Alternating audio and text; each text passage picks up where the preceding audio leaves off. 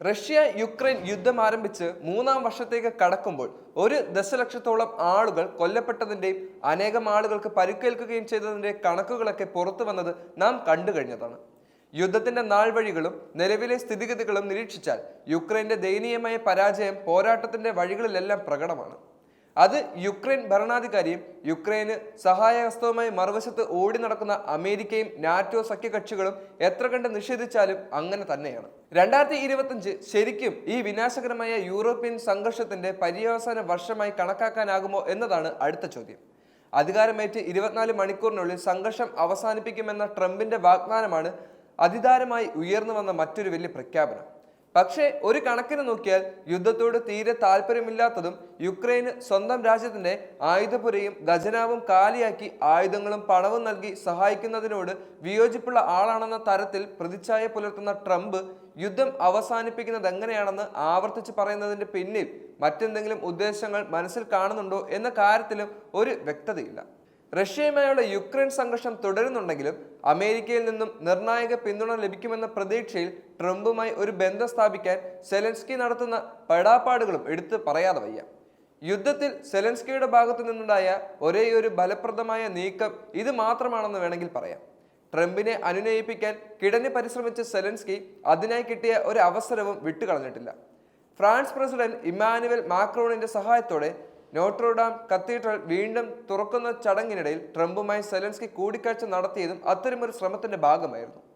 സംഘർഷത്തിന് സമാധാനപരമായ പരിഹാരം കണ്ടെത്തേണ്ടതിന്റെ പ്രാധാന്യം ഊന്നിപ്പറയുന്ന ട്രംപിന്റെ സ്വയം പ്രഖ്യാപിത ഡീൽ മേക്കിംഗ് കഴിവുകളെ ആശ്രയിച്ച് രാജ്യത്ത് സമാധാനം കൊണ്ടുവരികയാണെന്നതാണ് സെലൻസ്കിയുടെ നിലവിലെ നീക്കം.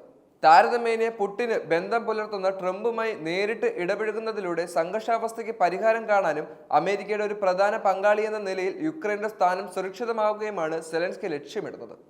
സെലൻസ്കിയെ സംബന്ധിച്ചിടത്തോളം ഇനി യുദ്ധത്തിലെ വിജയലക്ഷ്യങ്ങൾ എന്ന് പറയുന്നത് രാജ്യത്തിന്റെ നിലനിൽപ്പും യുക്രൈന്റെ സുരക്ഷ, സാമ്പത്തിക വളർച്ച, അന്താരാഷ്ട്ര സഹകരണം, നാറ്റോ അംഗത്വം എന്നിവയും മാത്രമാണ്. യുദ്ധത്തിന്റെ മുന്നിൽ തോൽവി മാത്രമുള്ളതിരിക്കെ തന്നെ നാറ്റോയുടെ സ്ഥാപക ഉടമ്പടിയിലെ ആർട്ടിക്കിൾ 5 ഉൾക്കൊള്ളുന്ന തരത്തിലുള്ള കൂട്ടായ പ്രതിരോധ നിയമം പോലുള്ളവ ലഭിച്ചാൽ മാത്രമേ ഇനി റഷ്യയിൽ നിലനിൽക്കുന്ന ഏതൊരു ആക്രമണത്തിൽ നിന്നും യുക്രൈന് രക്ഷയുള്ളൂ. ഒരു വെടിനിർത്തൽ ചർച്ച കൊണ്ട് മാത്രം സമാധാനം കൈവരിക്കാനാകില്ലെന്ന് സെലൻസ്കിക്ക് നന്നായി അറിയാവുന്ന കാര്യമാണ്.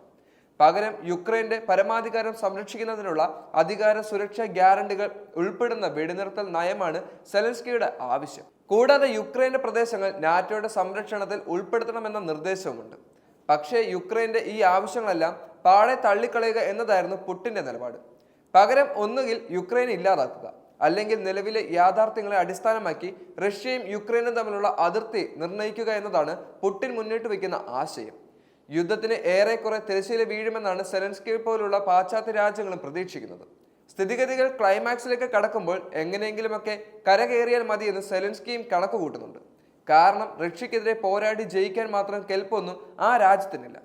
കൂടാതെ ഇനിയും യുദ്ധം നീണ്ടാൽ സ്വന്തം രാജ്യം പോലും അധികം വൈകാതെ തനിക്കെതിരെ തിരിയുമെന്നതിന്റെ സൂചനയും പുറത്തു വരുന്നുണ്ട്. എന്നാൽ തോൽവി സമ്മതിക്കാനുള്ള സെലൻസ്കിയുടെ മടിയും യുക്രൈന് വിനാശമാണ് വരുത്തുന്നത്.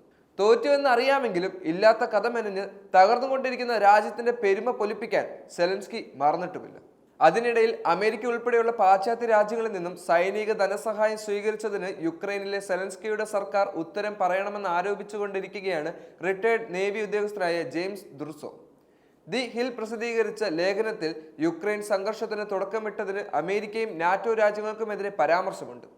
അമേരിക്ക മനഃപൂർവ്വമായി നാറ്റോ രാജ്യങ്ങളെ റഷ്യയുടെ അതിർത്തികളിലേക്ക് വ്യാപിച്ചുവെന്നും ഇത് റഷ്യയെ ചൊടിപ്പിച്ചുവെന്നുമാണ് ലേഖനത്തിൽ പറയുന്നത്.